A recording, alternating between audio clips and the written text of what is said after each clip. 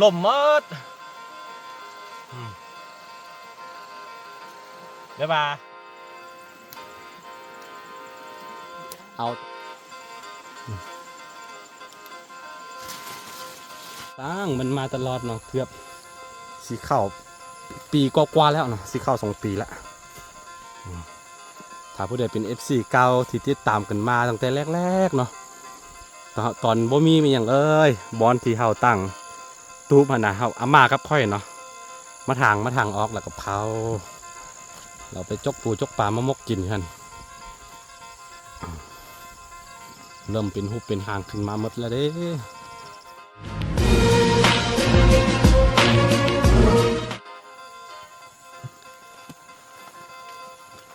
สบายดีทุกคนยินดีต้อนรับเข้าสู่ช่องอาคาน้อยคือมื้อนี้เฮาสิพาทุกคนไปเบิ่งสวนผสมผสานของอาม่าเพิ่นปลูกมะเพชรปลูกมะเขือปลูกไม่อย่างไว้หลายๆอย่างอยู่ฝักนั่นเนาะอยู่ฝักนั่นเฮาหาก็เกือบอาหารป่าแล้วบรรยากาศแรงๆประมาณนี้พี่น้องเอ้ยสะอ่อนศัตรูของมันป่าก็คือมีนกยางมากินนะโอ้โธ่โคตรโหดเนาะมาเป็นฝูงนะโอเคเดี๋ยวสิพาทุกคนไปเบิ่งไปเก็บมักเพชรมักเขือกันนี่ได้ยินเสียงคนแล้วมันสิมาเนาะป่าเห็นปะเวลาได้ยินเสียงมันสิจำเสียงได้หัวมีเสียงคนมาเนี่ยมันหูว่าเขาเสี่ยวอาหารมาให้มันนะก็เลยว่ามากิน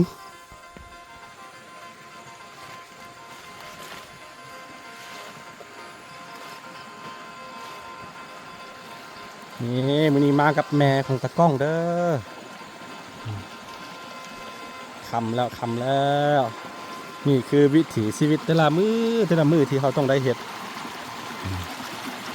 ความสะดวกนั้นอย่างหนึ่งก็คือมีน้ำตลอดปีเห็ดมีอย่างก็เรียกว่าสะดวกนิดนึง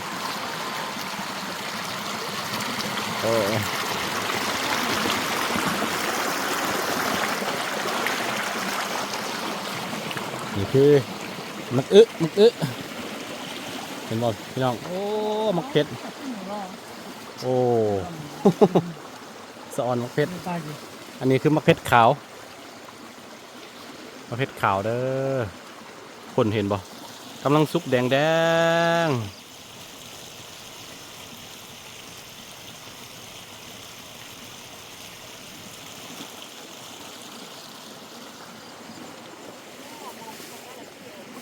โอ้สะออนมักเพชรพี่น้องเอ้ย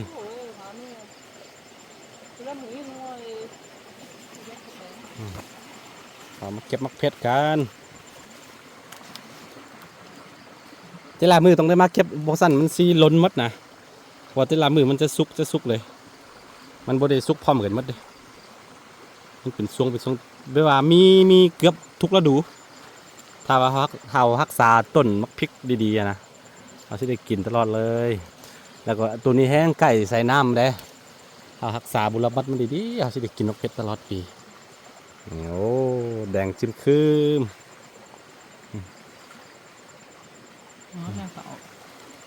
นี่คือสีมือของอาม่าเด้อโอ้สะอ่อนกินแล้วที่บ้านไหนนะเฮ้ยเราขนมก็คาเลมาอั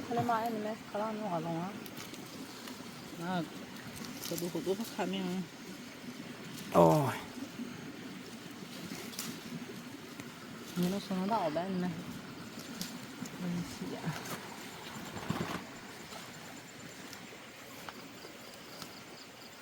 เดี๋ยวอยู่มาตัวเปียกจริง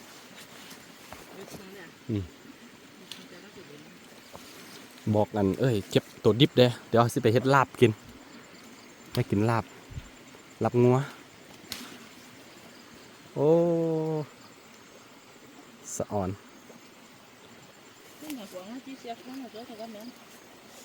เห็นบ่โอ้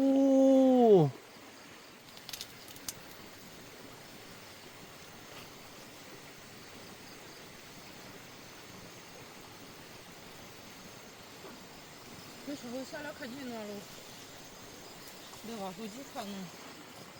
สีมืออามาเพิ่นปลูกเลยคือหลายคนสงสัยอยู่พี่เนาะคืออยู่พี่นี่เขาสิเผาเอานะเผาต้นไม้มีหยังตัดต้นไม้เผาไม้แล้วก็ปลูกเนาะบ่ได้ใช้ปุ๋ยบ่ได้ใช้มีหยังเลยอันนี้สิปลูกแบบแบบว่าธรรมชาติของจริงเลยนี่นะออร์แกนิกของจริงเลยเขาบ่ใช้ปุ๋ยเนาะเพราะว่าตัวเองกินเด้ อยู่พี่บ่ฮู้จักปุ๋ยซ้ำนะเอาแต่ตามท้องฟ้าอากาศเอาแต่ฟ้าเนาะว่าบ่มีกันปรุงแต่งอย่างเลยนี่คือความโชคดีอย่างหนึ่งที่กันของกันอยู่บ้านนอกเนาะมักแกกินมักเพชรปลูกเองกินมักเขือปลูกเองแทนที่เอาสิไปรับจ้างหาเงินแล้วก็มาซื้อกินแบบคือว่าเขาใช้ชีวิตแบบทั้งอ้อมนะแบบนี้ดีกว่าโอเคกว่าเนาะอย่างน้อยๆเนาะคือถ้าว่ารายได้นะรายได้อยู่พี่เนาะ มือหนึ่งประมาณ50-60 พันกีบนะประมาณ100 บาทซื้อๆเนาะถ้ารายเป็นเงินบาทรายได้ขั้นต่ำของลาวนะแต่ละมือเนาะเพราะว่าเดือนหนึ่งตกอยู่ประมาณ1.5 หา 2 ล้านกีบเลยนี่ก็เลยว่าเขาสิไปรับจ้างสิไปเฮ็ดเวียกมีอย่างแบบนั้นนะมันบ่คุ้มกินแบบนี้ดีกว่ามักพริกมักเขือกินเรือแล้วก็ไปขายพี่น้องเอ้ยเดี๋ยวแบ่งปันให้พี่น้องเดี๋ยวแบ่งปันให้ญาติเนาะเรือแล้วจะไม่ไปขายนะมันกันนี่ได้เด้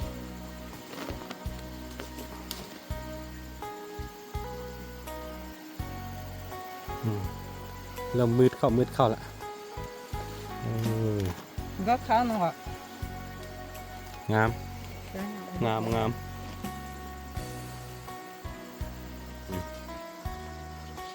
มืดละโอ้เปล่าปะ我白天结婚啊，实际的没得去哎，不然，是呀，嗯，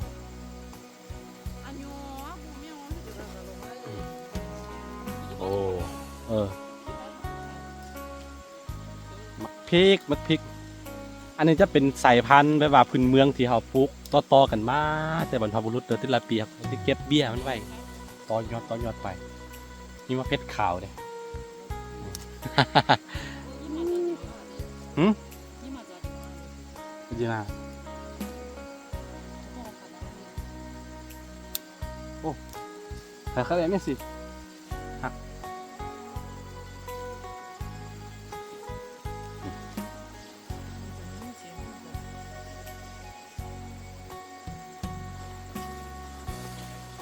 เดี๋ยวสิพาเบิ้งต้นมะเขื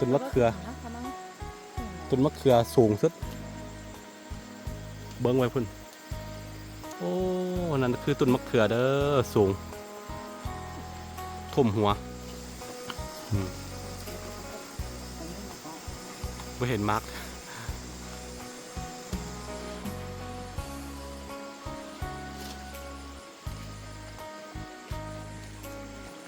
คาซิก้าเบี้ยสวงอันเบี้ยงเพชรเนาะสวงอันเดือน5แล้วก็มาปลูกนะวานทิ่มเลยแล้วก็รอให้ฝนตกมาแล้วก็มันจะซิขึ้นนี่สะอ่อน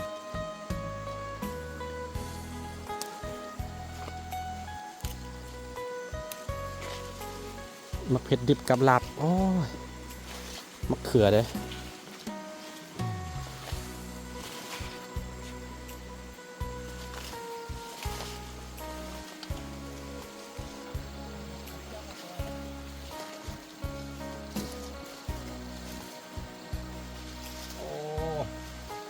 ลมมอดเลยว่ามันหับน้ำหนักของมะเขือบัวไหวกันเลยว่าล่มนะเวลามือนี่มาเก็บเอาแบบนี้พี่น้องเอ้ย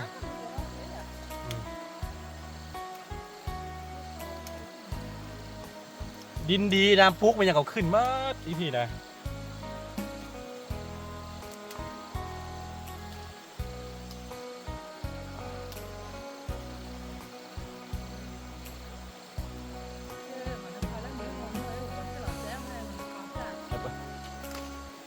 เขือ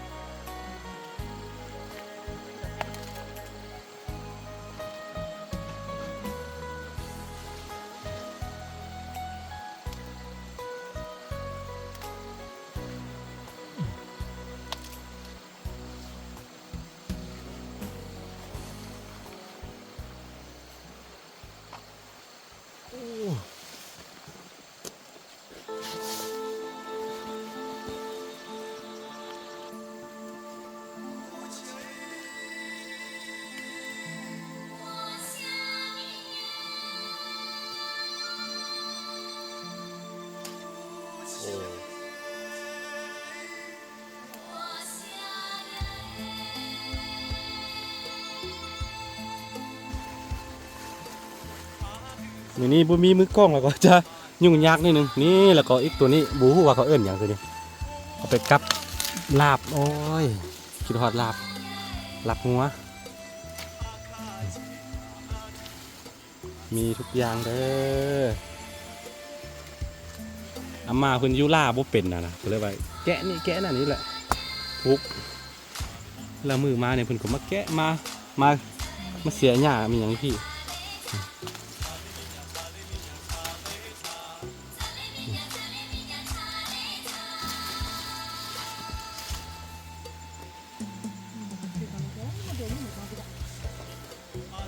นี่แหละข้อดีของกันอยู่บ้านนอกอย่างน้อยๆก็มีข้าวกินมีอันใดที่อยากกินเราก็ปลูกเองแบบนี้ก็หยอด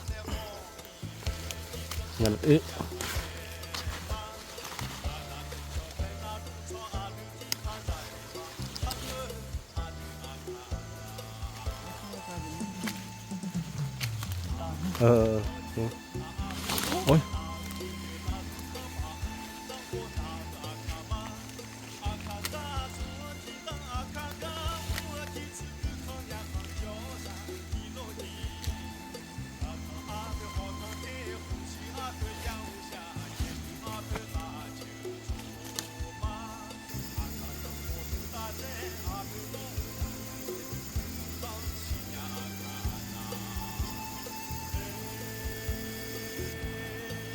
โอเคตอนนี้ฮะก็เก็บพอกินแล้วเนาะตัวไหนสุกเราก็เก็บไปก็มือต่อมาสุกแล้วก็เอามาเก็บอีกนี่แหละถ้ามือคำมืดๆแบบนี้จึงได้ครับคือปกติเอาที่นอนสวนได้แต่ว่าช่วงนี้อย่างที่บอกไปเนาะมีลูกสาวเรานอนไม่ได้เพราะว่ากลางคืนนี่บ่ยอมนอนนะกลางคืนนี่ตาใส่ซ้ายไว้ว่าได้รับไว้นอนกันแล้วว่าได้เปลี่ยนกัน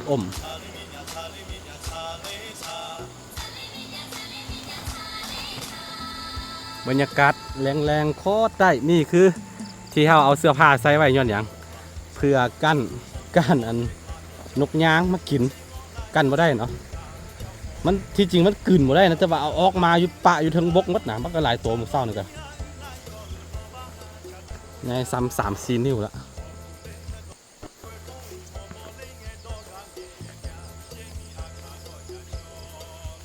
คือบ้านสวนในฝันของเราที่เราพยายามสร้างมันมาตลอดเนาะเกือบสีเข้าปีกว่าๆแล้วเนาะสีเข้า2 ปีละถ้าผู้ใดเป็น FC เก่าที่ติดตามกันมาตั้งแต่แรกๆเนาะตอนบ่มีอย่างบอลที่เราตั้งตูบหนะเราอาม่ากับค่อยเนาะมาทางออกแล้วก็เผาเราไปจกปูจกปลามามกกินกันเริ่มเป็นหูเป็นหางขึ้นมาหมดแล้วเด้นี่ขอบไก่แล้วต้นอันนี้เป็นยังครับป้ามที่มันเป็นมีมักไม้เนาะมักไม้เต็มเอาปลาให้นกหนูมากินนี่มักเลยเขาต้นยังต้นนั้นต้นมักลินไม้เขาปั้มทิ่มแล้วยังแต่ต้นน้อยๆนี่แล้วสิปั้มอีกมันเป็นบางต้นเงาะเขาเพราะเขาปลูกอันนี้เป็นสวนเงาะเลยที่เห็นนี่เป็นสวนเงาะมัดแล้วก็วิเทิงนี่จะมีไปผสมผสานหลายชนิดนำปนกัน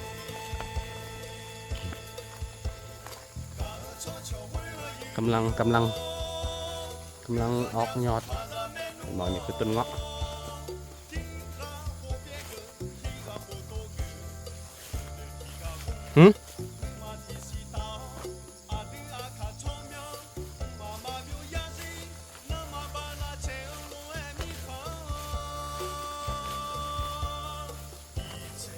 อันนี้พอดีได้ปีหนึ่งครับ2 เดือนนี่บ่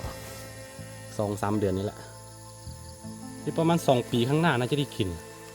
น่าจะเป็นมากอยู่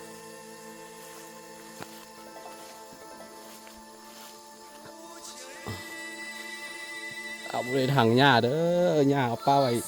น้องวัวน้องควายเขากินเอาทางเลยตัวต้น เป็นสูงๆเนาะทางออกแล้วปะแล้วก็โตต้นมะม่วง2 ต้นหันเจ้าของเก่าเพิ่นปลูกไว้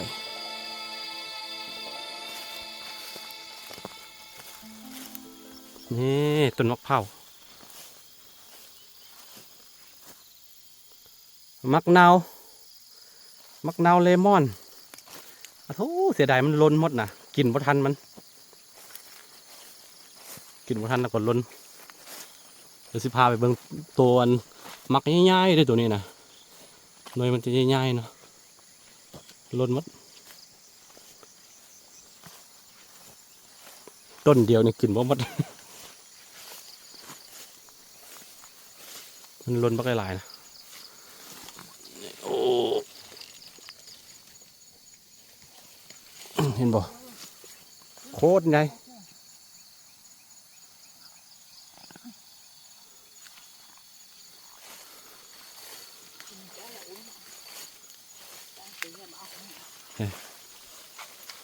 ที่เขาเสือบมะนาวเลมอนเดี๋ยวอีก3-4 ปีข้างหน้าเนาะเข้าทีเข้าทางหมดแล้วเนาะหลายๆยังก็ออกดอกออกผลก็สบายแล้วจะกินเนี่ยก็มีหมดทรงนี้ก็บุกบืนอดทนไปก่อน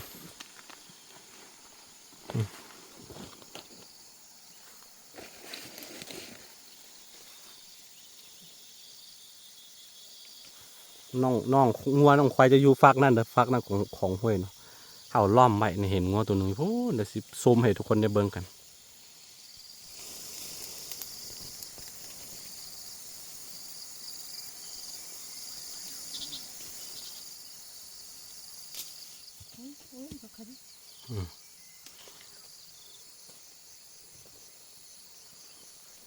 โอเคทุกคนประมาณนี้เนาะจะลามือเขาก็ท้ายบ้านสวนให้ทุกคนได้เบิ่งกันนั่นแหละท้ายไปแบบต้นไม้ใบหญ้าท้ายหลายๆอย่างที่มันค่อยๆพัฒนาขึ้นไปนะที่ค่อยบอกไปได้เมื่อกี้เนาะอันนี้ก็เกิดขึ้นมันเป็นหลายอย่างที่เราเห็นอยู่นี่มันอยู่ในจินตนาการของอยู่ในหัวกันเนาะเราก็จึงมาเฮ็ดค่อยๆเฮ็ดค่อยๆสร้างไปลงทุนไปเถอะน้อยเดี๋ยวบ่ตายเดี๋ยวก็ได้เห็นเดี๋ยวก็ได้กิน โซดส้นไปน้ำกันโอเคทุกคนขอบใจที่ติดตามกันมาเนาะแล้วก็อย่าลืมติดตามต่อๆกันไปเรื่อยๆเด้อ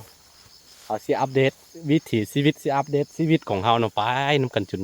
ฮอดมือลูกสาวค่อยใหญ่เพิ่นแหละติดตามกันไว้เจอกันใหม่ในคลิปหน้าทุกคนสบายดี